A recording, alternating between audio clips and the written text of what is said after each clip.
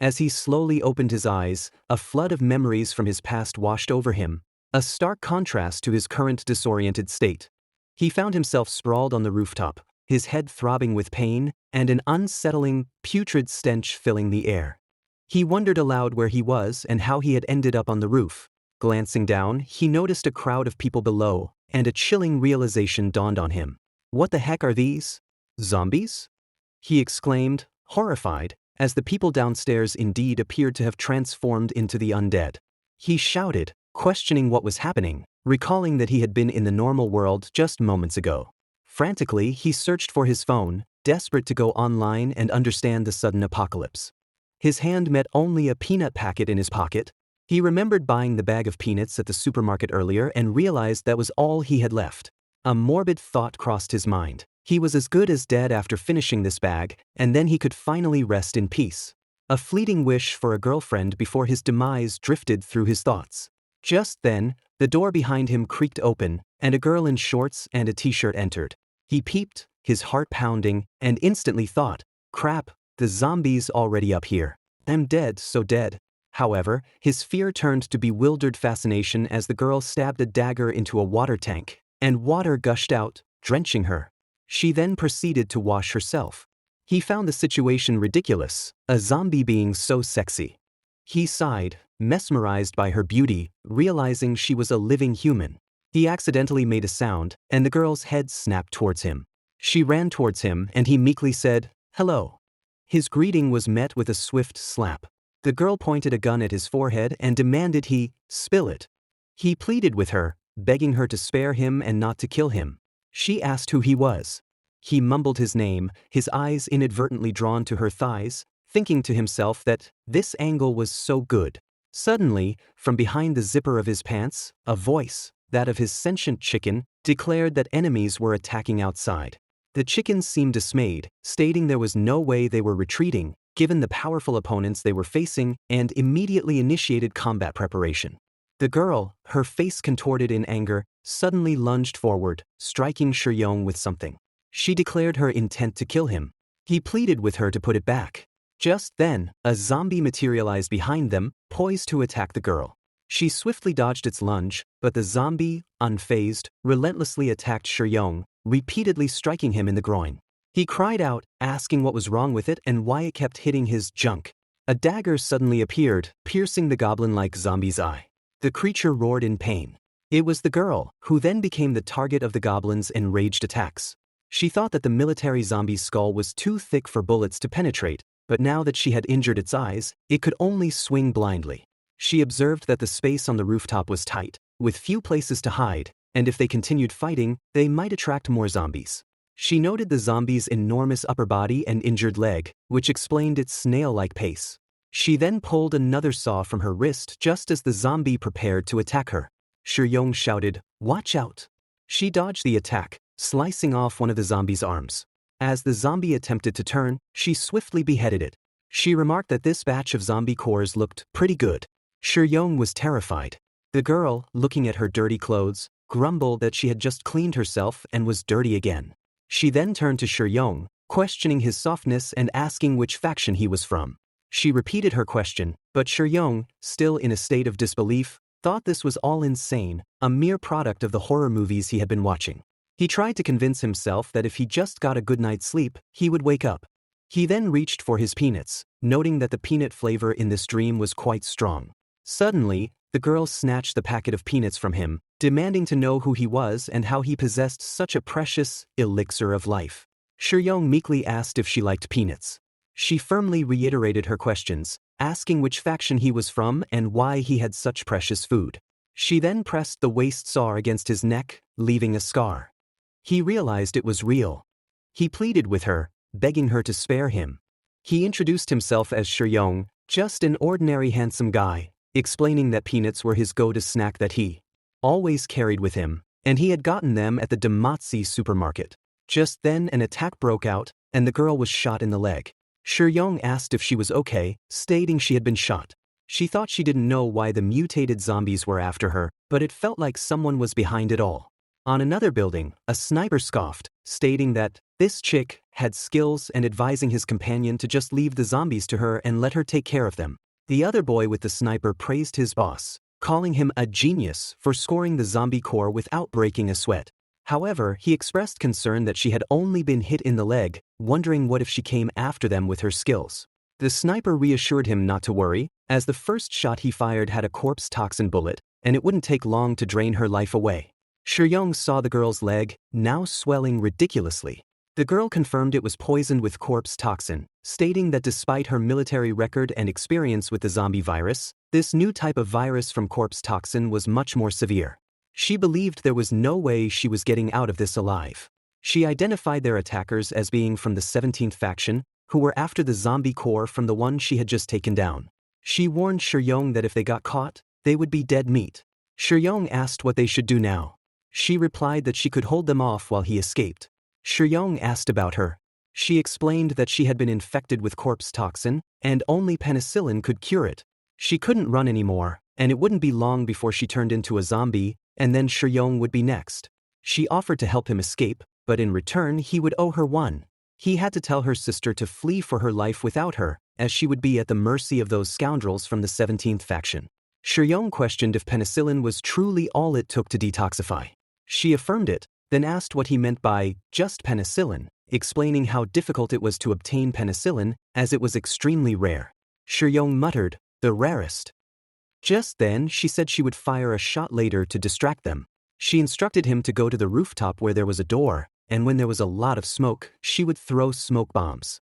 She then gave him a note, explaining it was where her sister was, reminding him he must tell her. Now's the time, hurry up and go, she urged.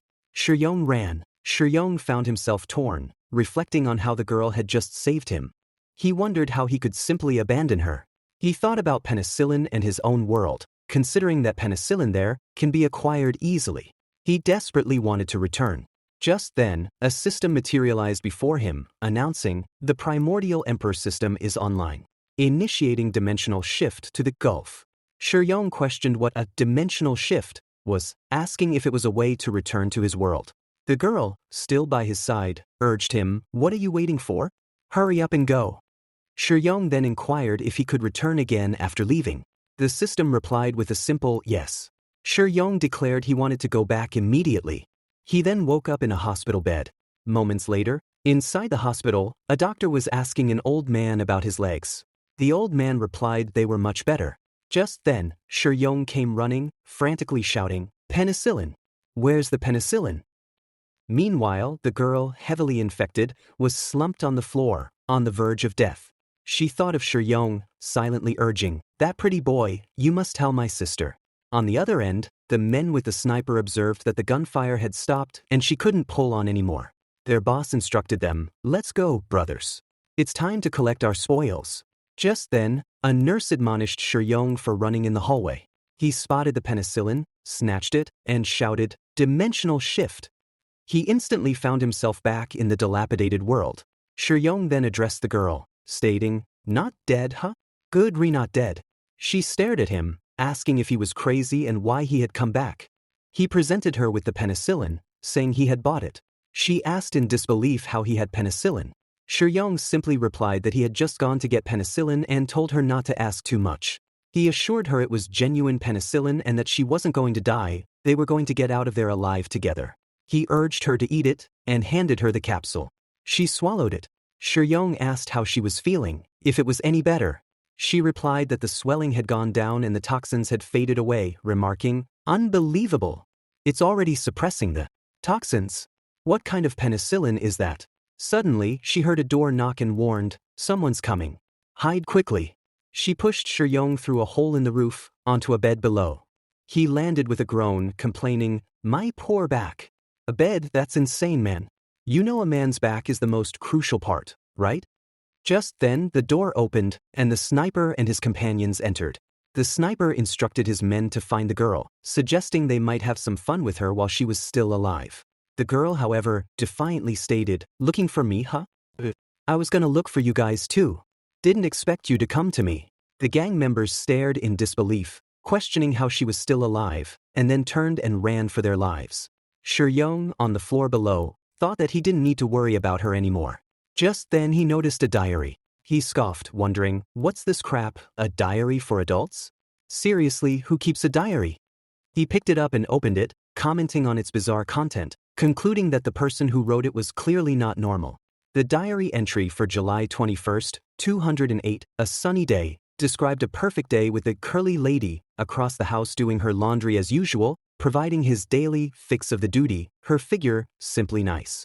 On July 22nd, a new manager took a seat nearby. He guessed she was super into fitness, and her boot was simply irresistible, making him consider moving on from the curly lady. Lately, there had been rumors about an R-virus outbreak in the neighboring province, and he hoped it wouldn't spread to their area. He claimed that looking at Manager Bay's boot, he wasn't scared anymore. But just after that entry, the manager was infected by the virus too, and she reached the boy. The company was quarantined, and he was confined to his allotted room, not allowed to leave. By July 24th, the R-virus had affected most of the city's population. They were down to their last pack of food from the community. He had tried calling for help, but nobody was responding. He feared if he didn't escape, he might starve to death. On July 25th, he reached his limit and decided to break the lock and go out. He needed to find some food himself. In the supermarket, the pharmacy, and everywhere else, people were madly smashing each other for supplies, with no one thinking about anyone else. On August 3rd, a rainy day, the TV signal cut off. 2 days prior, in its final broadcast, the anchor had warned them that rescue might not arrive, urging them to save themselves and uttering some absurdity about humanity's indestructibility, which he found laughable. By August 17th, all the food was gone. Now, if he left the room, he'd probably get bitten to death by a swarm of infected. He wondered how painful that would be. These days, he had been surviving on tap water alone and wondered how long he could last, lamenting that he really missed Manager Bay's big butt. Just then, he heard a shout. A lady screamed not to come any closer and asked what he wanted to do. He realized it was the lady from across the house, and he thought that yelling like that would draw the infected over. When he saw what was going on, the lady was being stabbed by her own husband. He questioned what the person was doing, and then saw that the husband was eating his own wife. He vomited. August 19th. 4 days without food, and he was starving to death. Almost as he was losing hope, someone knocked on his door and asked for penicillin. The man exchanged a lot of food for his penicillin. He found it surprising that penicillin worked while other antibiotics were useless. He owed his life to the day he grabbed that medicine. On August 21st, he witnessed someone eating a dead zombie from the balcony. He found it hard to fathom how anyone could stomach it and wondered if that thing could really be eaten. It was a zombie core. On August 30th, he got robbed, and all the penicillin he had stashed away in the cabinet was gone. He cursed the damn monsters, acknowledging it was his only hope for survival. On September 1st, he left his prison-like house. Even if the outside world was full of infected, he didn't want to starve like a fool in his own room anymore. While he still had strength, maybe he would get lucky and find some food, or else he might just do what that guy did the other day. He held a knife and declared, "Bring it on. Today, it's either you eat me or I eat you." Shuyong thought, so he never came back. Did he actually die? He put the diary aside for now, concluding that it had given him a rough idea of what was happening in this world. People infected with the virus turned into flesh-eating zombies. Judging from the current food shortages and city paralysis, he estimated that most people had already been infected. There was another important point: penicillin. He had a few, no, many, in his pocket. He realized that in this world, penicillin was more precious than gold, but while many people desperately sought it, he could easily buy it in his world, which meant he had struck gold. Just then, the sniper boy entered the room, exclaiming that Shuyong actually had a box of penicillin and no wonder that girl was still alive. He then took the full bottle of penicillin and declared that if he brought this bottle to his organization, they would surely promote him 3 ranks. He then suggested Shuyong might as well drop dead too. Shuyong quickly said, "Wait, I have more." The girl entered the room and told them not to shoot. The sniper warned her to stay back, otherwise, he would kill Shuyong. She retaliated, threatening to blow his head off in a second if he dared to shoot. She then urged them to let him go, promising to spare her alive. He cautiously listened to the sounds outside and noted that the recent fight had already attracted a large group of zombies. He advised his companions to let Shuyong go, as they still had a chance to escape, stating they would be dead if they waited any longer. She then further stated that this should be far enough and told him to let Shuyong go. He, angry, declared, Yun, you have killed so many of my bros. We are going to pay the price for this. He then punched Shuyong, who landed straight onto her. The boy with a web shooter type of thing added, Yun, learn.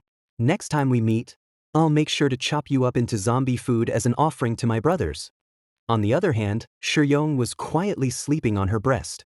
She sighed, asking him seriously how long he planned on keeping this up. A vast swarm of zombies crowded the area downstairs. The girl declared they should be out of the zombie-infested zone by now and suggested they rest a bit before heading out again. Seizing the opportunity, she told Shuyong she had some questions for him, asking who exactly he was and why he possessed items like peanuts and penicillin that ordinary people wouldn't have. Shuyong thought that while Yun, the girl, might appear formidable in this apocalypse, it was always wise to keep something reserved. He decided that if he told her the truth, anything could happen, so it would be better to find an excuse and bluff his way through for now. He subtly slid a bottle of penicillin towards her and said, "Here." She saw it and, recognizing it as penicillin, exclaimed, "This box is a gift for you.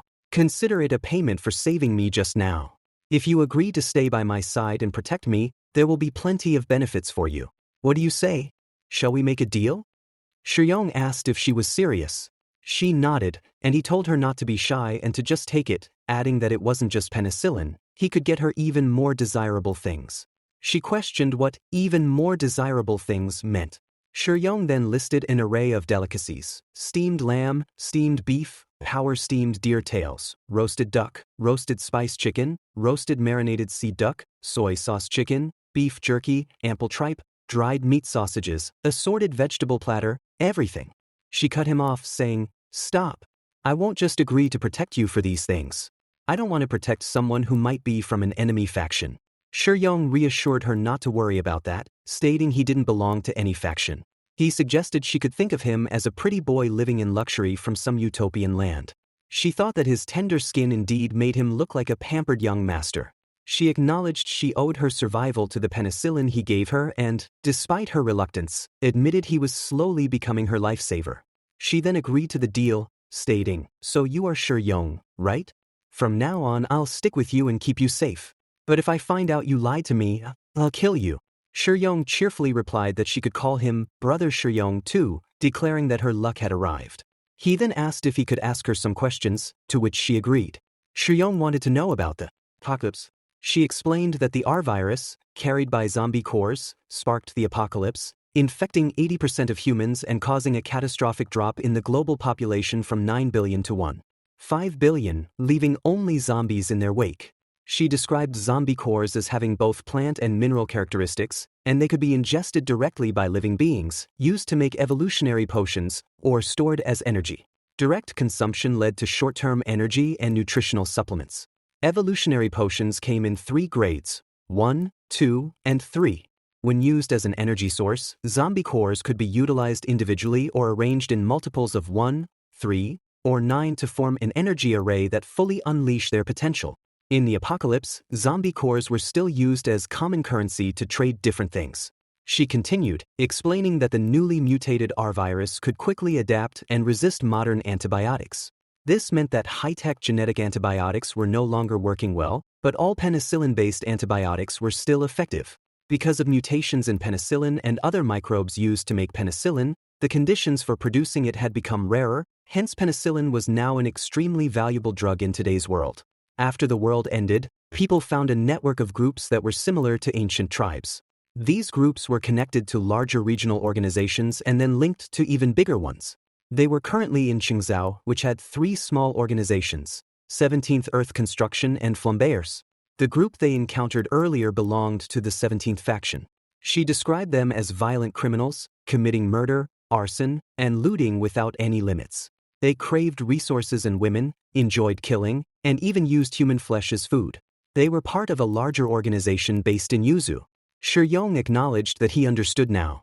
She concluded that this area was swarming with zombies, and having Shuyong as a drag meant they couldn't make it back to base today. She suggested they find a place to rest for the night. Shuyong agreed. She then told him to go to sleep as she would keep watch. Shuyong thought that just by looking at her face, it was hard to imagine she was such a formidable survivor. Shuyong then mentally instructed the Empress system to travel back to the 21st century, and the dimensional shift began.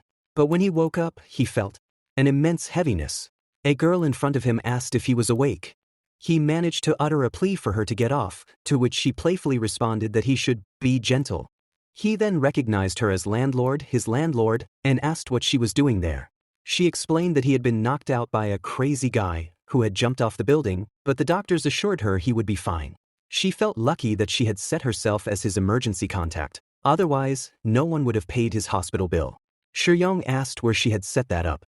She then shifted the conversation, asking if he was hungry and offering to feed him.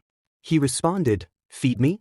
She clarified that she meant she would make him some noodles, teasing him that he was a handful, and that since he didn't have any essentials, she would go downstairs and buy some for him. She asked if he needed anything, and he confirmed. She then told him to write her a list. With landlord gone, Shuyong decided to take a closer look at the primordial emperor system. He observed that merely thinking the words primordial emperor system made the interface appear before him, and it was pretty straightforward. He saw options for dimensional shift, power-up, and storage. He wondered how to activate the power-up function and saw that it needed a charge. Just then his landlord, Luoshi, returned, complaining that she was dead tired. Shuyong offered to take the items from her, but she told him not to move, reminding him he was a patient. Shuyong recognized Luoshi as a rich heiress. He thought that even if he were blind, he could tell she had a thing for him, but he was penniless and couldn't bring her happiness, so he had never responded to her feelings. He then considered that if he had the emperor system, being able to travel between two worlds, he could definitely make a huge profit with money, and perhaps then she and he. Just then, the door of the hospital room opened. Luoshi's uncle, Uncle Zhao, entered. Luoshi asked what he was doing there, reminding him she had told him where she was. Uncle Zhao replied that her father had sent him to take her to Yohuan for dinner. Luoshi refused, stating she was busy. Uncle Zhao insisted she must go, calling it an absolute order from her father. Luoshi again refused, saying, "Oh no, Uncle Zhao, don't push me." Uncle Zhao then told Shuyong to wait for him downstairs first. Shuyong asked what he was up to. Uncle Zhao dismissed the question, telling him to just head down first. Luoshi's uncle then spoke to Shuyong, asking if they hadn't already made everything clear before. He questioned why Shuyong was still clinging on to Luoshi, or if the money he had given him before wasn't enough. He advised Shuyong to be honest if he needed more, and not to return it and pretend to be above it. He then emphasized the difference between Shuyong and Luoshi, stating that her father would never allow them to be together. Shuyong interjected, "But if I become very rich?" The man cut him off, stating he knew that every dog has its day, but from what he had seen of Shuyong so far in his lifetime, he would probably never amount to anything. Just then, in the apocalypse world, the girl, Yun, said, "Hey, wake up." Shuyong woke up. She declared it was daybreak and time for them to set off, estimating it would take them about an hour to reach the base. They were running through an alley, and Shuyong was tired. She then announced they had arrived and threw a stone at the wall, which opened a hidden door. She stated, "This is our way." Shuyong commented that it was really well hidden, and that no one would know there was a space there from the outside. She urged him to hurry, and they reached her sister. Yun exclaimed, "Ru, look, I have brought back the penicillin." Her sister, too, was infected with the virus. Yun instructed her sister to take the medicine, assuring her she would get better soon. Shuyong asked if the girl was her sister and what had happened to her. Yun explained that a zombie had scratched her sister. She herself had gone out yesterday to hunt mutant zombies, hoping to use their zombie cores to create penicillin, but she ended up getting ambushed by people from Faction 17 instead. Her sister, concerned, asked if Yun was hurt from the ambush. Yun reassured her she was fine and mentioned she had a friend with her, the one who had provided the penicillin, without whom she wouldn't have made it back yesterday. Her sister expressed deep gratitude to Shuyong, stating he had saved their lives. Shuyong dismissed their thanks, thinking that for two girls to survive in such an environment was already a miracle. Yun then prepared some food for Shuyong and offered it to him. He expressed his relief, saying he had been running around all day and was starving. However, after taking the first bite, he immediately vomited. Yun asked if it was that bad, remarking that it wasn't so bad when she ate it. Shuyong questioned if they usually ate this. She asked why he was praying and if it was truly that bad. He denied it, saying he just felt sorry for them. He then told them to stop eating that trash and to wait a moment. Yun questioned why he wouldn't eat it, explaining she had gone through so much trouble to collect it from the sewers. Shuyong then took something out of his pocket and suggested they go with this one, opening the package. He placed a small food item into Yun's mouth. She flinched for a second but was then utterly amazed by the taste. She exclaimed, "This rich, milky aroma, this refreshing sweetness." Shuyong asked if she was okay, wondering why she wasn't moving, and confirmed he had fed her a white rabbit creamy candy, right? She responded with an enthusiastic, "Yummy." She then asked if he had more, opening her mouth and reaching for his hand. As he got near her, she grabbed his entire fingers along with the candy. Shuyong exclaimed that his hand was still in there, but she didn't stop, taking every bite off his fingers. She declared, "That's delicious. Can I have another one?" Shuyong gave her several more, and she took those candies to her sister, urging her to try this. Her sister also found it incredibly tasty, asking what it was. Yun explained it was a white rabbit cream candy that Shuyong had just given her and that it was very tasty. Her sister expressed profound gratitude for being alive. Yun told her to eat slowly as there was still a lot left. Shuyong, visibly moved and saddened by their hardship, then took out various food items from the 21st century for them, saying, "Here, take it all. All the food is for you guys." Yun recognized one item as a snack she had seen in a book. She asked if all of this was for them. Shuyong confirmed it was all for them to eat and reassured them he still had plenty more. Yun then gave him a bag filled with something, saying, "Here." Shuyong asked what it was. She explained it was all the zombie cores she had collected, and they were all his. Shuyong mused that as soon as a zombie core got close, the mark on his left hand began to burn, wondering if there was a connection between them. He then accepted the zombie cores Yun had offered. He questioned her generosity, asking if she was sure she wanted to give them all to him, considering how precious they seemed based on what she had said. Yun replied that the penicillin he gave her had saved both her and her sister's lives, and his food and supplies were supposed to be worth far more zombie cores, but for now, she had only gathered these. She promised to pay him back the rest later. Shuyong then exclaimed, "Oh no, do you guys have a restroom? I need to go there." Yun directed him to the restroom, which was just around that corner. Shuyong confirmed, "Okay, I'll be right back." He entered the washroom and observed it was a squat toilet. He remarked on its ancient appearance and the faking deep hole, but decided to deal with it first. As he sat there, he thought, well, there's no one around. I might as well study what a zombie core really is. He took out one of the cores, and as he held it, he said, "As suspected, there's a connection. My arm is heating up again." The zombie core was absorbed, and the system pop-up appeared. Power-up successful. Dimensional shift increased by 2. Total dimensional shift, 3. Shuyong realized, so, power-up is used for dimensional shifting, huh? He decided to add a few more, and after several more power-ups, 23 of the zombie cores rolled down the toilet. He now had a total of 9 dimensional shifts. Shuyong thought 9 should be enough and decided to keep the remaining zombie cores for now. Just then, he looked at the bag and shouted, "Where's my zombie core? I clearly had a whole bag just now. How come there are only 2 left?" He then looked at the toilet and, a dawning realization on his face, muttered, "Could it be?" Shuyong emerged from the washroom looking like a wandering soul. Yun asked what was wrong with him and why he had that face. Shuyong mumbled that it was nothing, just a bit constipated. Some time later, Yun announced it was time to eat. Shuyong questioned why she was eating this again, reminding her he had given them plenty of food already. She explained that she couldn't eat all of such precious stuff at once, and besides, she had collected this from the sewers with great effort, and it would be a waste not to eat it. Shuyong reassured her not to worry, as there was more food. She seemed confused, recalling that he had given all the food to them. Shuyong thought that she didn't know he had a storage space in the system, and it would be too strange if he took out more food now. He realized the food he currently had wasn't enough for the 3 of them for a few days and that he needed to go back and get more. Yun then revealed that she was a merchant and that every few days, someone came to deliver goods to her, and there was food there. Shuyong was surprised, asking why she hadn't told him before. She admitted that she hadn't fully trusted him yet. Shuyong then stated he had to go out tomorrow to get some goods and would bring back more food. He further reiterated that he was off to pick up the goods. Yun told him to wait and handed him a small handgun. Shuyong commented on how small the gun was. She explained that it wasn't about the size of the gun, but its power, calling it a deadly assassin's weapon. She insisted he better take it with him, just in case. She then asked if he was going alone and if he needed her to come with him. He declined, assuring her he would be fine and to wait for him to get back. He then closed the door. Just then her sister, Rua, woke up and called out to Yun. Yun asked Rua if she could walk now. Rua confirmed, stating that the medicine Shuyong had given her truly worked well. Yun expressed her delight and then instructed Rua to secretly follow Shuyong and see where he went. Rua asked why. Yun explained that Shuyong's appearance and actions were out of place there. It seemed he wasn't familiar with the rules around the earth, and the merchant and entity he claimed were probably just made-up excuses. Although he had been very generous to them, she concluded it was too early to trust him.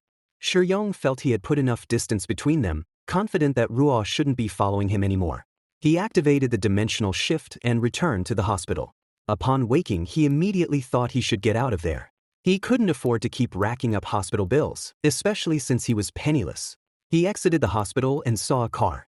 He reflected on his situation, admitting he hadn't found a job for months and his savings were almost gone. He had once believed he would get rich, but it seemed he was still a broke loser. Nevertheless, he resolved to start by collecting some supplies that were hard to come by in the apocalypse. He acknowledged that food and medicine were more precious than gold in that world, but he had no channels to sell them. He knew that if he approached Faction 17, those vicious brutes would undoubtedly rob him of his goods and then kill him. Just then, Shuyong proceeded to buy a large amount of food, asking the cashier for the bill. He thought that Yun was incredibly skilled, but she was outgunned, meaning she could only protect him from the zombies at best. The cashier scanned all the food items and informed him that his total was 1054 yuan. Shuyong paid for all the goods. He thought these items should fit in the system's storage space.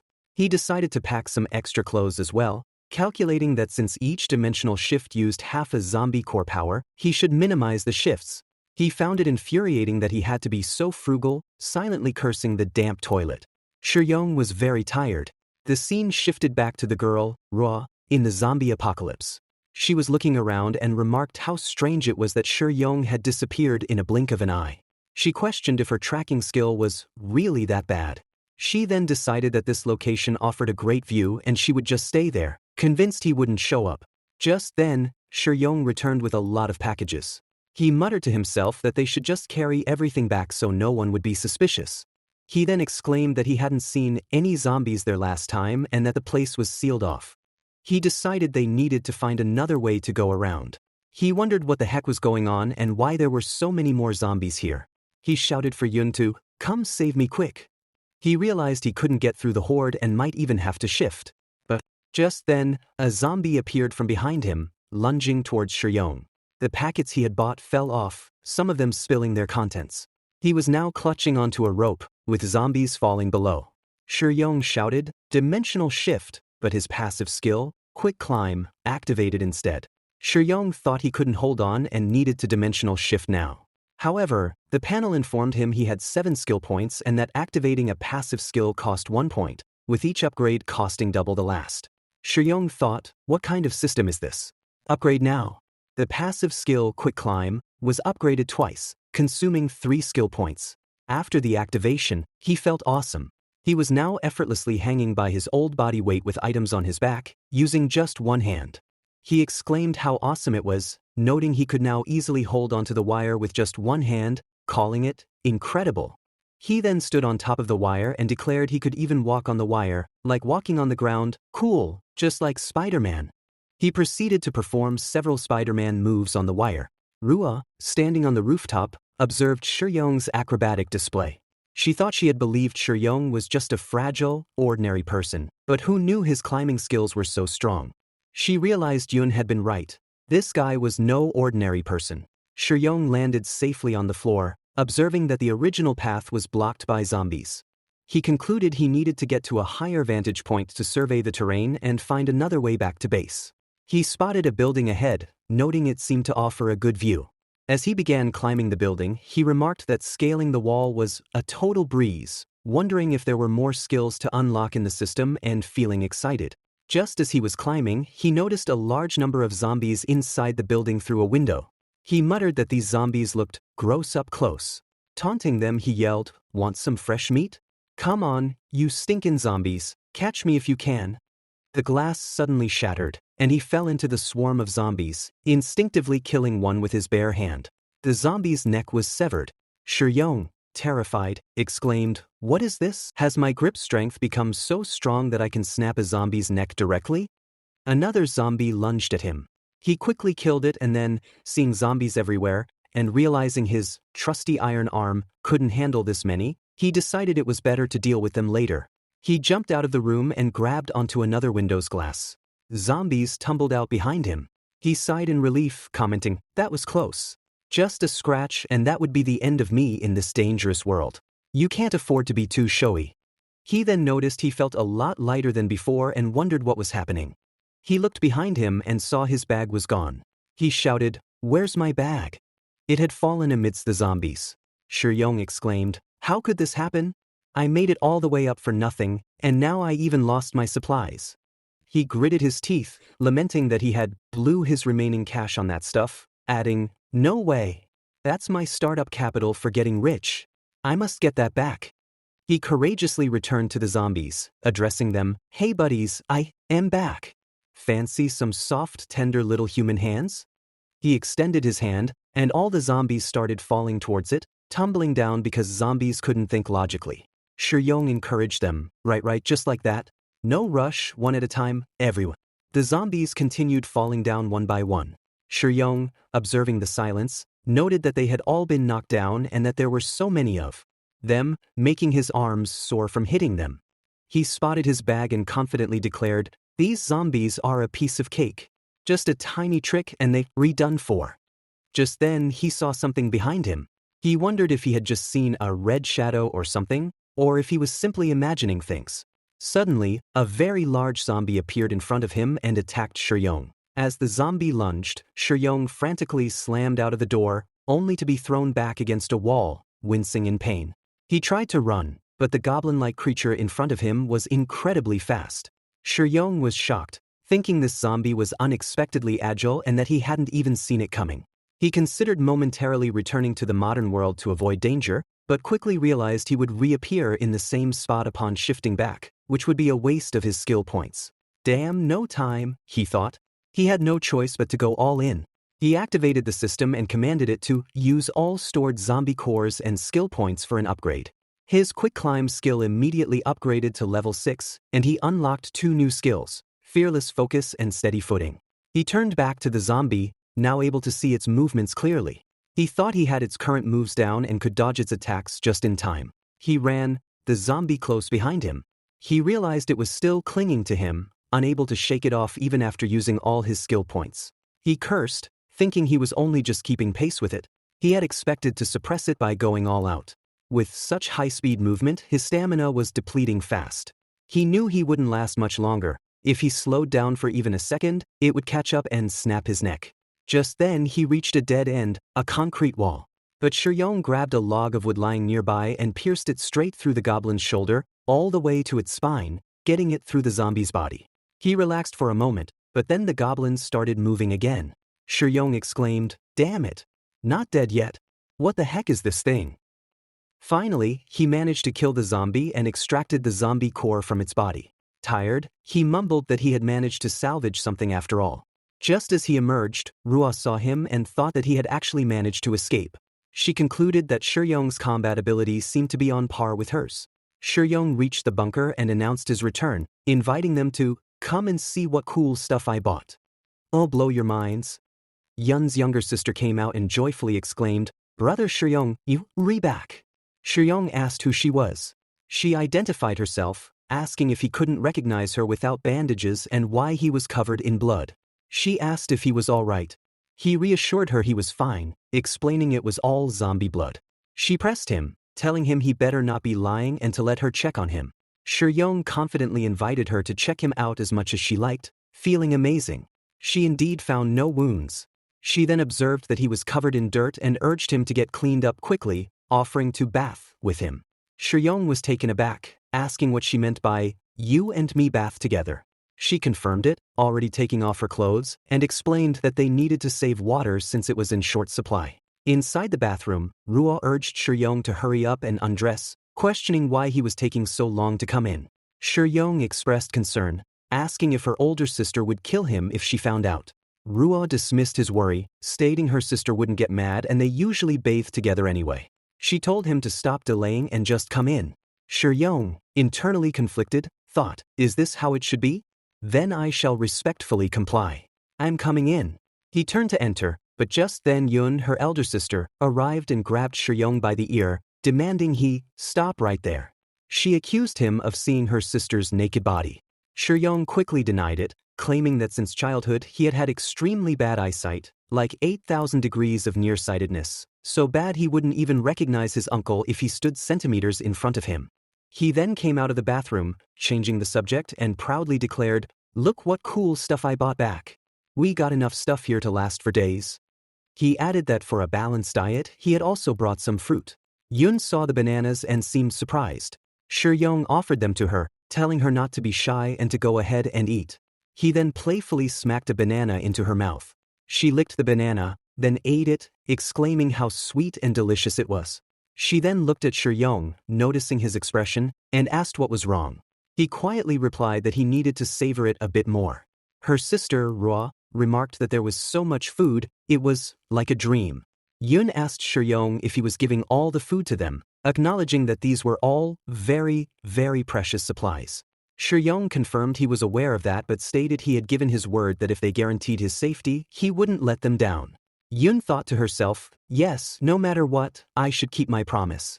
However, she also remembered that when Shuyong was in danger earlier, she had just hidden in the shadows and hadn't helped him. Shuyong then confessed that his savings could only afford this much supplies one more time, indicating he needed to figure out a way to make money fast. He also internally reminded himself that he still needed a zombie core for his dimensional shift points and that he was out of skill points. Yun questioned the usefulness of money, stating it was practically worthless, just like scrap paper, and, too, slippery even for wiping your butt. Shuyong clarified that, to be precise, it should be gold and treasures and such. He explained that his business was trading supplies for these things. Both Yun and Ruo stood up and looked at each other. Yun then walked towards the table and pulled out a gold bar that she had been using to balance the table. She asked Shuyong if he thought this would work. There were 3 gold bars. He thought the texture is gold. She then stated that she remembered it was called that, but it was basically worthless now. She explained she had used it to prop up the table leg because it was perfectly square. She then asked if this was what he considered gold and treasures. If so, she had 5 or 6 more pieces on the table over there. Shuyong was shocked to see them. She told him to take them all as they were useless to us anyways. He then found himself sitting in front of 7 or 8 gold bars on his table. Shuyong slept soundly, dreaming of his newfound wealth. He was muttering about being rich and having money now, but just then Ro, the younger sister, approached him, a knife in hand, poised to stab him. Yun, the elder sister, swiftly intervened, grabbing Rua's arm and asking what she was doing. Rua declared that if they killed him now, all his supplies would be theirs. Yun argued against it, insisting that Shuyong had saved them and they wouldn't be alive if he hadn't given them the penicillin. She questioned how they could repay kindness with malice. Rua countered, reminding Yun of how they had ended up in this mess to begin with. She recounted how Zhong, a scoundrel, had initially won them over by putting on an act, only to sell them out to Faction 17. They had lost their entire base, with dozens of people slaughtered, and only the 2 of them had barely made it out alive. Rua confessed that if Yun hadn't stopped her in the bathroom earlier that day, she would have already dug Shuyong's eyes out. Yun insisted that Shuyong was not like that traitor. She pointed out that he had a reason to waste penicillin on them when they were nearly dead. She emphasized that their entire fortune wouldn't be enough to buy a box of penicillin, yet Shuyong had still given them the precious medicine. She concluded that he was not a bad person. Just then, Shuyong woke up and asked what the 2 of them were doing and what was with the silent mumbling. Rua quickly got on his legs and, looking innocent, told him that she wanted to sleep with him. Shuyong was shocked, asking why she hadn't said so earlier, lamenting that they had wasted a ton of precious time. Yun then stated that she wanted to sleep with him too. Shuyong, surprised again, agreed, but insisted on sleeping in the middle. He found himself sleeping between the 2 beauties. Ruo subtly reached for her knife, intending to harm him, but Yun swiftly kicked the knife away, resulting in Yun landing above Shuyong in an awkward position. Shuyong inquired what Yun was trying to do, reminding her they couldn't do anything with her sister still there. Yun firmly declared that she wanted him to sleep only with her. From then on, she stated, Shuyong would sleep with her too, and she would keep him safe at night. Shuyong conceded, thinking that safety did matter, and accepted her terms. Later, Ruo was talking to Shuyong and asked if he was an evolved. Shuyong feigned ignorance, asking what an evolved one was, claiming he was just a regular handsome guy. Ruo then asked how he had escaped from that building. Shuyong asked how she knew. Ruo explained that she had a really sharp nose, and that yesterday, when he came back, she had picked up on his scent from that building. She added that only the strongest, evolved ones could make it out alive from there, implying Shuyong must be pretty awesome too. Shuyong, quickly concocting a story, replied that he had just gotten lost yesterday, but luckily didn't run into many zombies, and he had his handgun to thank for his narrow escape. He thought to himself, who would believe I had the primordial emperor system? Let's make something up. Yun then remarked that his marksmanship wasn't bad and asked if he wanted to go practice at the shooting range. At the shooting range, Yun questioned his aim, asking if he was sure he was aiming at the target or if he had some kind of eye problem. She then had enough and declared that his grip on the gun was all wrong and she would show him how it was done. She moved closer to him, held his hands, and instructed him on how to target with a gun. Yun instructed Shuyong to relax his arm, advising him not to tense his body too much, to calm down, and to aim at the target. She then commanded, "Fire," and he hit the target. Just then, the system notified him, long-range weapon mastery skill activated. Upgrade now. Shuyong thought that he could still activate more skills, but he had used up all his zombie core power. He had only the last one he got from the mutated zombie remains, which gave him 2 skill points, and a dimensional shift cost 1 point. He needed to save them for shifting back to reality, as he had no spare skill points left to upgrade to new skills. He then asked Yun if she knew where he could buy zombie cores. She asked if he meant a marketplace, and he confirmed. She told him there was a small trading post about 2 kilometers from here where he could exchange zombie cores. He expressed his delight and suggested they go there. They journeyed to the marketplace, where an old guard, sitting with a gun pointed at them, simply said, "Come in." Yun casually greeted Old Garlic, teasing him for being too jumpy and still worried about zombies here. The old man retorted that he was scared of humans, not zombies. He then asked what they wanted to trade. Shuyong inquired if he had any zombie cores. The old man asked what his offer was. Shuyong placed several food packages of spaghetti on the table. The old man exclaimed, "Holy smokes! This is some good stuff. Early 21st century fresh meat cans. These things are really rare these days." Shuyong then stopped him, stating, "Wait up. First, the zombie cores." The old man remarked that Shuyong might look silly, but he was pretty sharp. Shuyong reminded him that he had just said it himself. "It's people, not zombies, that are scary. I need to be cautious." The old man agreed and said he would get the stuff out. He presented Shuyong with the zombie cores, stating, "Here, these are all the zombie cores I have, a total of 11. Market price-wise, a single mutated meat can get you 2 zombie cores. Your goods are high quality, so elsewhere, you get 4 zombie cores for a can of fresh meat. You can trade 3 cans per zombie core, but we only got 11, so I am 1 short on you. I'll make up the missing zombie core later. How does that sound?" Shuyong declined the offer for him to make up the missing core and added that he was going to throw in another can for him, but he had a request. The old man asked what it was. Shuyong then showed him a piece of gold and asked him to take a close look and if he recognized it.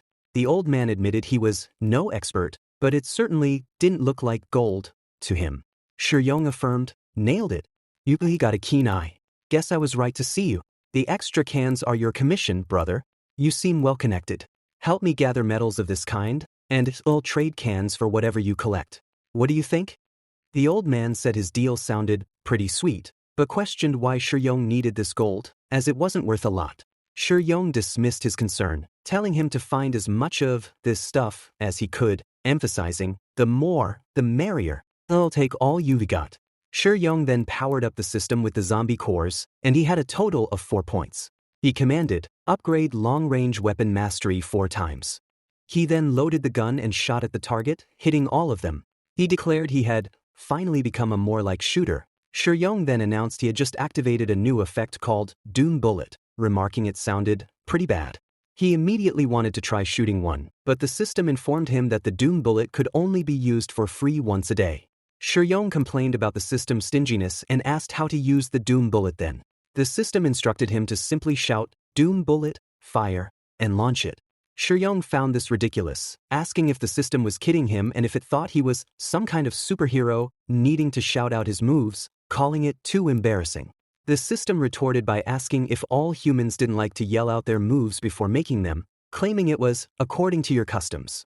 Shuyong snapped back, asking the artificial damn bit if it had decided to be considerate now, recalling that when he was about to fall to his death earlier, he hadn't seen it rushing to help. He then looked around, gathered his confidence, took out the gun, and shouted, "Doom bullet, fire." He fired the bullet. Both girls behind him watched in awe as the bullet hit the building across. Shuyong remarked, "How come there is no reaction when it hits the building across? Isn't this just a regular bullet?" He concluded he needed to do more research on this bullet. The girls quickly turned around, going about their regular tasks. Yun, the elder sister, suggested they just leave things there and clear out a room for Shuyong. Just then, Shuyong asked if she could actually carry all that stuff and offered to help her with it. The elder sister scoffed, stating, "What? It's not heavy at all. This weight is nothing for us evolvers." Shuyong was intrigued, repeating, "Evolvers? This is incredible." She confirmed, stating that ordinary survivors couldn't compare to them, but very few people managed to evolve successfully. Shuyong then asked if there were any requirements to become an evolver and if he had a chance to become one. She asked if he wanted to become an evolver and explained there were 3 ways to do so. The first way was to get infected with the R virus. As long as one survived without turning into a zombie and successfully developed their talent, they had a chance to become an evolver. However, this method was more common in the early stages of the R virus outbreak and was hardly heard of later on. The second method was directly consuming a zombie core. After swallowing it, as long as one didn't bust from it, there was less than a 10% chance of becoming an evolver. The third method was to take an evolution potion. These came in 3 levels, 1, 2, and 3, and she had heard that major organizations even had better evolution potions. Shuyong's eyes lit up. He asked where they could get these potions, declaring he was willing to trade whatever it took. Yun offered to take him to the Earth Construction Alliance's stronghold, explaining they were different from Camp Number 17. They were an organization that only looked at benefits, so he should be able to trade resources for an evolution potion there. Shuyong exclaimed, "Great! Let's set off tomorrow." The next day, Shuyong, with his backpack, glanced at Ruo, the younger sister, and asked Yun if Ruo wasn't coming along with them and why he always felt like she was glaring at him these days. Yun dismissed his concern, stating Ruo was glaring because she had an eye condition. Just then, they reached the outskirts of their base, and there were too many zombies. Yun remarked that it felt like there were more and more zombies near the base and that it looked like it was time to clean up a bit. Meanwhile, back at the shooting range, Ruo angrily muttered about that damn Shuyong and why Yun wouldn't let her kill him. Just then, she saw the building in front of her collapse. She thought, what the heck? How did the building across collapse? It was due to the doom bullet that Shuyong had fired earlier. In the quiet streets, a lone zombie ambled along until it was abruptly struck by a dagger. It was Shuyong and Yun. Yun explained that this was Central Street, known for its particularly high zombie population, and advised against firing a gun unless absolutely necessary. She then bent down and opened a roll-up shutter, revealing a car inside. Shuyong asked if this was also her base. She explained that for safety, she maintained several supply points.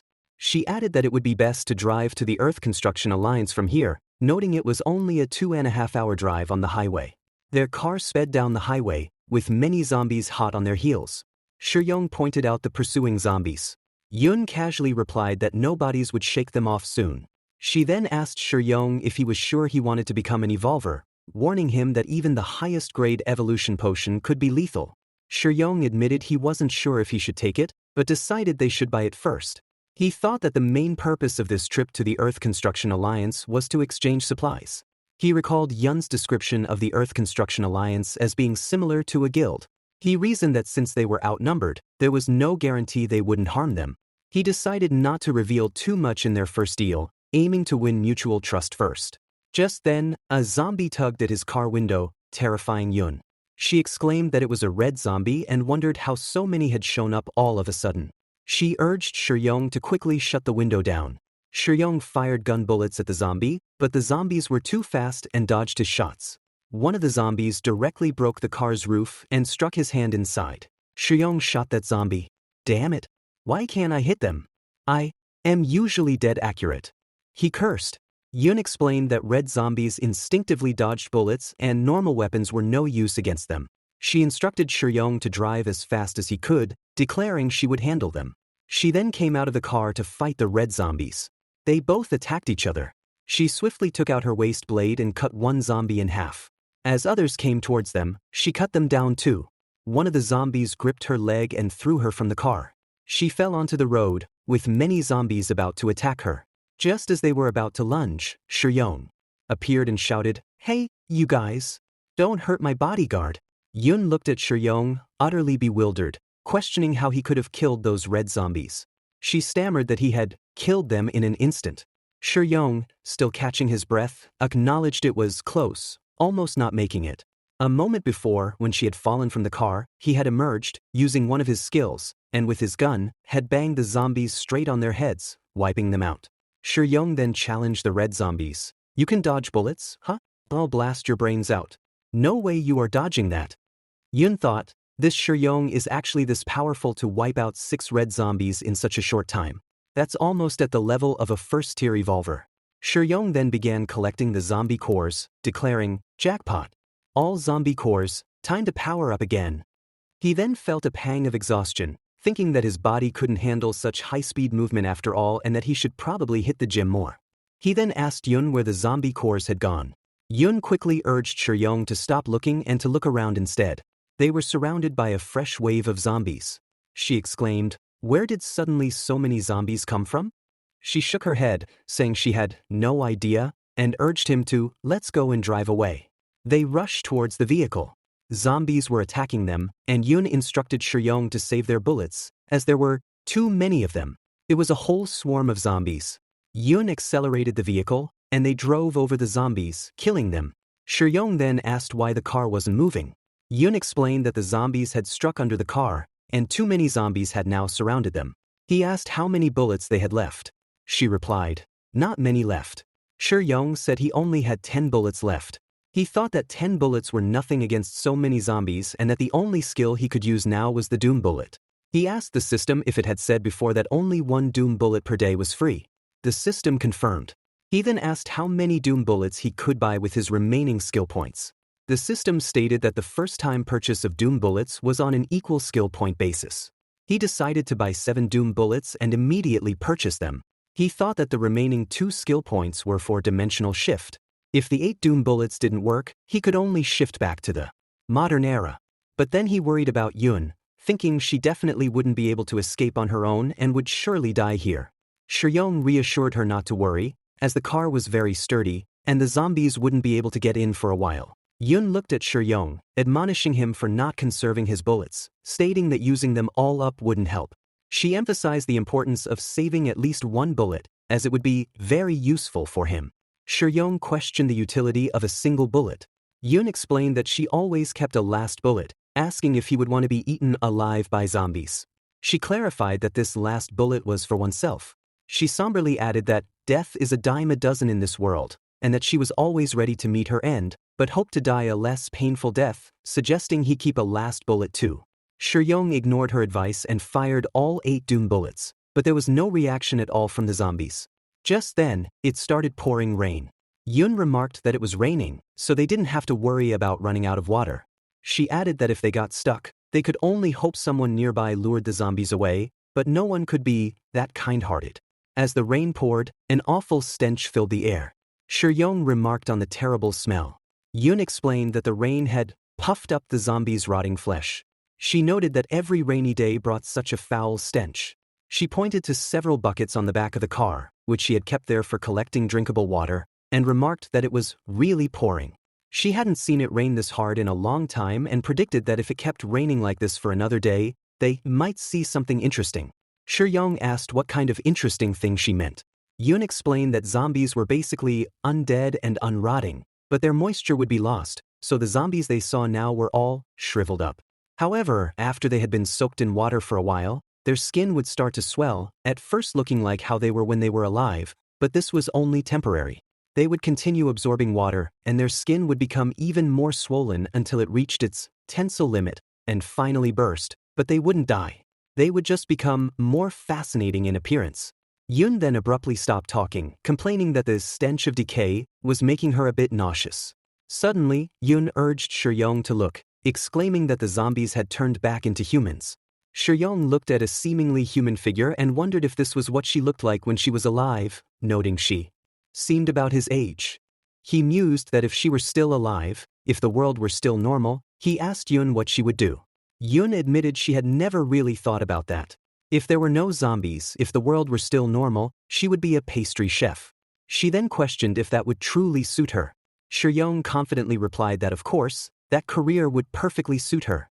He thought to himself that he couldn't leave Yun behind. There had to be a way. He considered that if he rested for another day, maybe he could use his rapid climbing skill to break through the zombie horde. Just then they saw dense lightning. Yun remarked that this area had always been dry and she had never seen weather like this. Then, a blast occurred, and the zombies were wiped out. Outside, the dead bodies of zombies lay strewn across the ground. Shuyong exclaimed that they were all down, and all the zombies had been struck dead by lightning. Yun suggested they move the bodies and clear a path, otherwise, they wouldn't be able to drive out. Shuyong, looking at the gruesome scene, exclaimed, "Wow, it's sprawling. It's damn."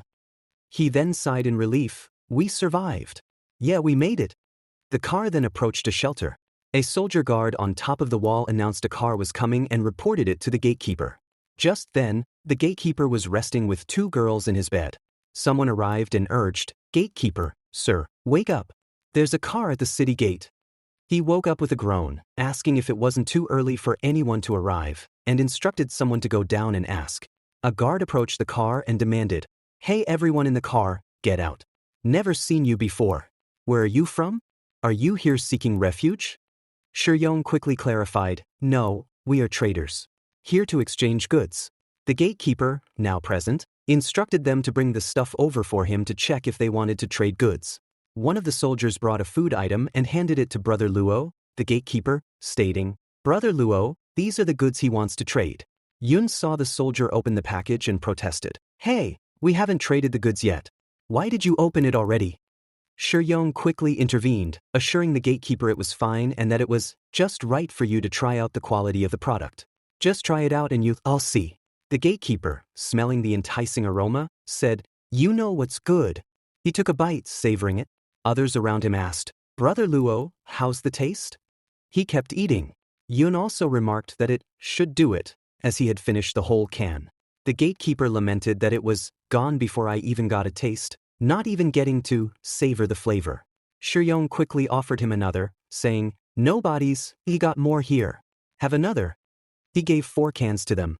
Yun whispered to Shuyong, concerned, that he had already eaten 8 cans and asked if he knew how much they could trade for with 8 cans now. Brother Luo, now full, declared, "Not bad.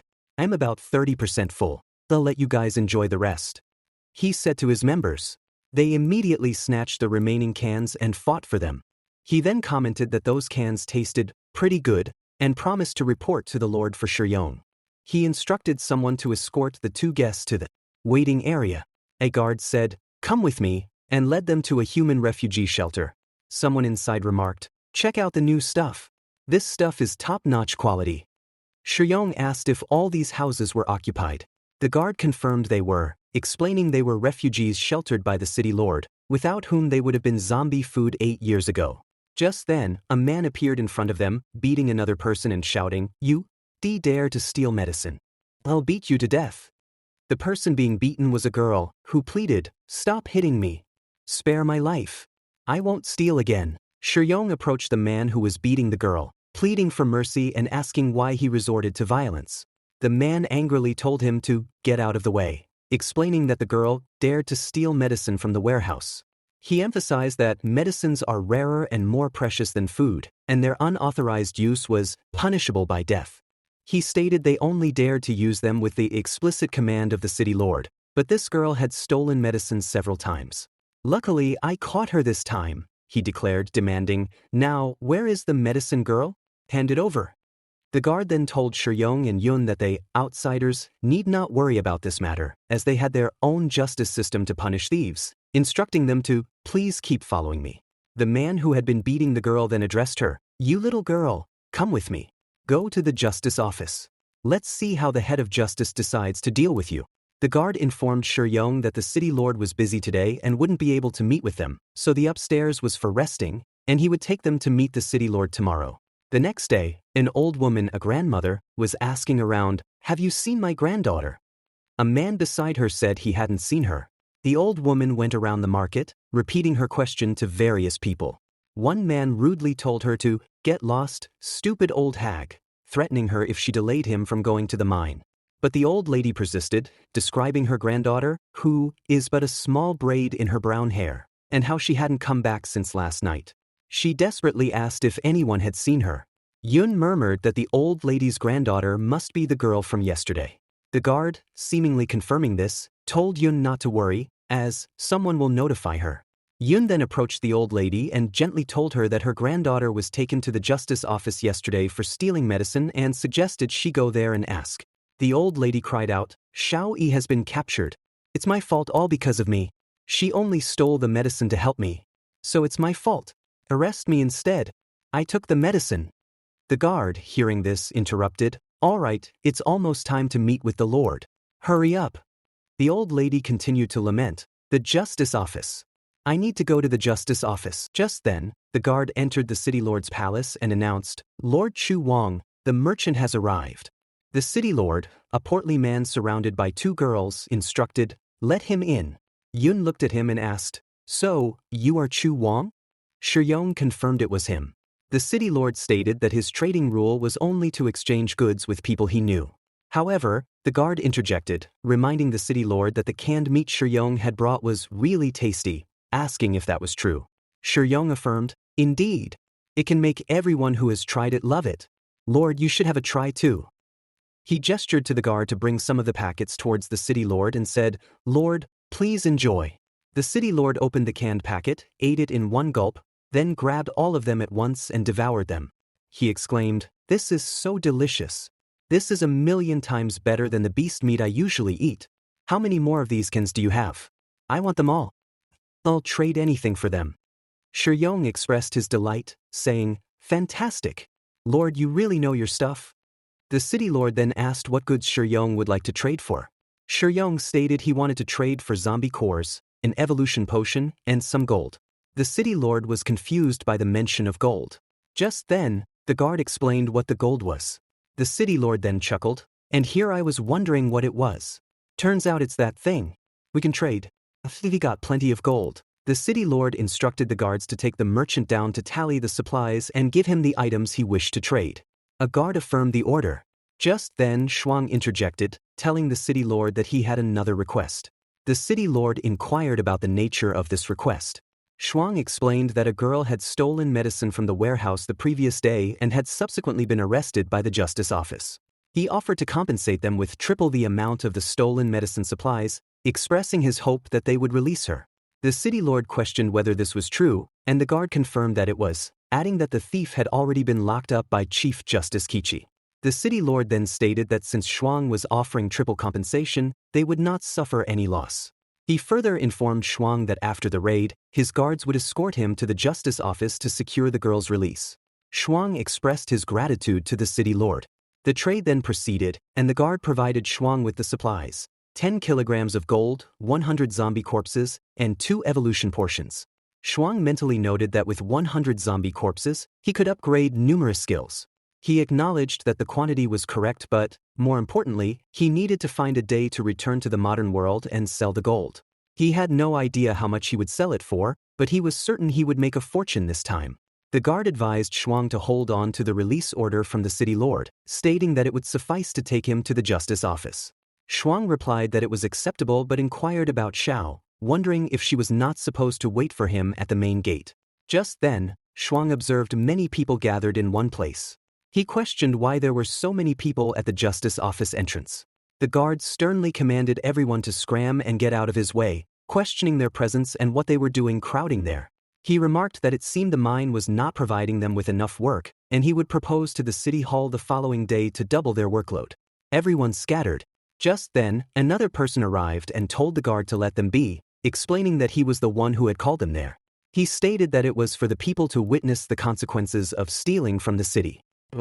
He then addressed the assembled crowd, telling them to get a good look, and reminded them that they survived in the post-apocalyptic world only because the city lord allowed it, emphasizing that everything in the city belonged to the city lord. The girl was hanging dead. The person continued, stating that unauthorized actions were akin to defying those in authority, and defying authority was a capital offense. A grandmother was crying. Shuang crumpled the paper in his hand and exclaimed that it was some kind of joke. He muttered about the bastard, questioning what he thought a human life was worth, asserting that the girl had only stolen the medicine to treat her family. The man then addressed Shuang, remarking that he had not seen him before and surmising that he must be the merchant who had come to trade. He then seized Shuang's hand and twisted it, and Shuang's bone cracked. The man then told Shuang that since he was from an outside city, he would forgive him this time. The guard, accompanying Shuang, informed Chief Justice Qiqi that Shuang was indeed a new merchant from outside the city and requested forgiveness for any mistakes. The man, Chief Justice Qiqi, then inquired if Xiao had accompanied Shuang to trade. Shuang asked what had happened.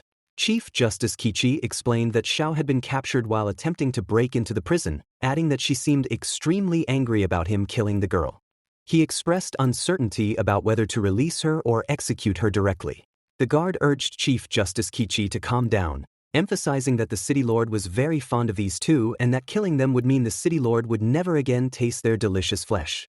He suggested simply keeping them alive. Just then, Shuang powered up his system with all the zombie codes he possessed and asked how many times he could upgrade with his current skill points. The system replied that he could upgrade 3 levels.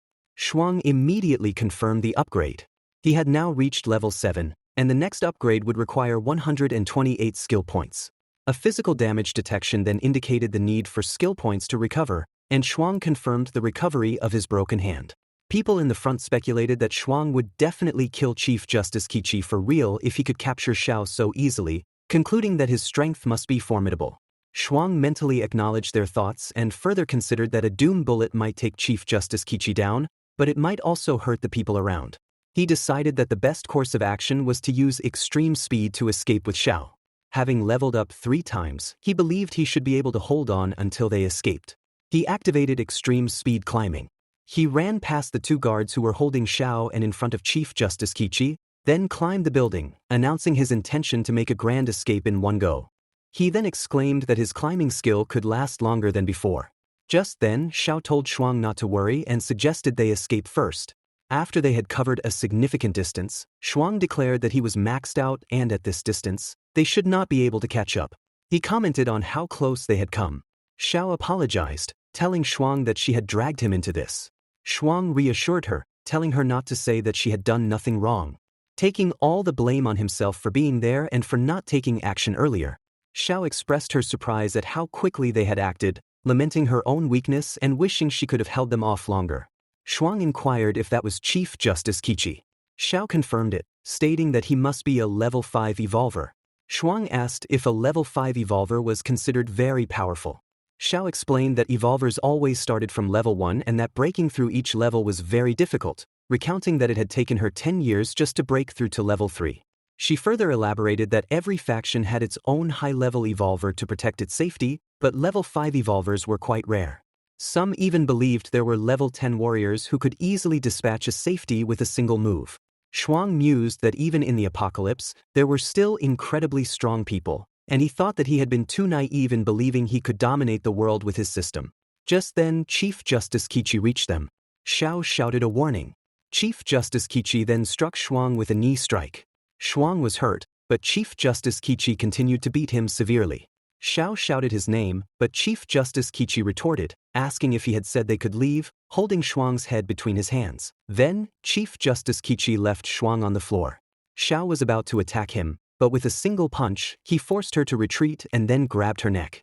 Xiao told him to let her go, but Shuang then drank the evolution portion he had. He was in severe pain. Xiao questioned why he drank the evolution portion. Shuang did not respond, but he laughed through the pain. Chief Justice Qiqi remarked that it was like watching a dying bug making its last desperate struggle and wondered if Shuang would rather die from self-destruction than submit to him, finding it quite amusing. Xiao was enraged. Shuang's eyes turned red, and he experienced a flashback to his past. In the memory, someone asked Shuang why he always had to fight, reminding him that the teachers kept telling him to get along with his classmates. Shuang retorted that he did not want to, and if they bullied him, he would hit back. The teacher then slapped him. Later at home, his father reprimanded him for continuing to fight at school, asking if he dismissed his words as empty, and complaining that Shuang was embarrassing him by saying he was born but never raised properly. In another memory, Shuang's manager told him to stop coming to work from the following day. Shuang asked why, inquiring what he had done wrong. The manager replied that it was common for the boss to ask female staff to drink more and questioned why Shuang always interfered, telling him to mind his own business from then on. In a final memory, Shuang witnessed a man harassing a girl. The girl pleaded with the man to let go of her. The man told her to stay and have some fun with him. Shuang intervened, asking what they were doing. The man told him to beat it and leave them alone. Shuang was beaten very brutally, but he still held onto the man's legs. The man demanded that he let go of him, calling him a mad dog, and decided that they should leave before the cops showed up. The lady thanked Shuang, expressing her appreciation. She noticed that Shuang was tearing up a suit and asked if he had nowhere to stay. She offered him a room for rent in her apartment. Shuang admitted that he was indeed looking for a place and asked about the monthly rent. The lady assured him that it was very cheap. The lady and Shuang went to her home. As Shuang was eating, the memory concluded, and the scene shifted back to the present, where Chief Justice Qiqi was hitting Shuang. Chief Justice Qiqi mockingly remarked that Shuang was like a dead dog and that his evolution seemed to have failed. Meanwhile, elsewhere, Ro was observing Shuang and thought that he was almost lost, trapped in an endless stream of memories. She mused that the probability of her level 2 evolution portion working was too low, and at this rate, it could only go so far. She concluded that the quality this time really wasn't high and she might as well find another one. Ruo reflected that they had tried so many times but still could not succeed, implying that self-destruction might be their fate. Shuang, still immersed in the memories, was talking to the lady. She asked if the food was tasty. He enthusiastically replied that it was delicious and that her cooking was so good she could open a restaurant, adding that he could eat it every day. The lady responded that as long as he wanted to eat, she would make it for him every day. Shuang remained silent for a moment. The lady then mentioned that she had bought a cake from a popular dessert shop that day and encouraged him to try it. Shuang ate it and declared it delicious. Just then an idea came to his mind, and he exclaimed that he wanted to be a pastry chef. The lady asked what was wrong, as Shuang seemed a bit lost in thought. Shuang replied that he thought he might have forgotten something. On the other hand, Chief Justice Qiqi was about to take Xiao, whom he had tied up. Xiao defiantly asked what he was doing and told him to just kill her if that was his intention. Chief Justice Qiqi replied that he would not, explaining that he would be in trouble if he killed all the suppliers the city lord needed. He added that Xiao's face was pretty, and if all else failed, he could always cut her tendons and present her to the city lord as a plaything. Just then, Shuang grabbed Chief Justice Qiqi's hand and leg and stood up. He declared that Chief Justice Qiqi was not going anywhere. Shuang clutched Chief Justice Qiqi's jacket and punched him in the face. Shuang then began to beat Chief Justice Qiqi so brutally that the ground shattered. Chief Justice Qiqi's face was covered in blood. Xiao exclaimed that Shuang had successfully evolved and expressed surprise, having thought he was already dead. Shuang replied that he was not that easy to kill. Just then, Chief Justice pierced his hand straight through Shuang's chest. Xiao was shocked by what happened. Shuang, however, calmly stated, "Well done, the evolution was a success."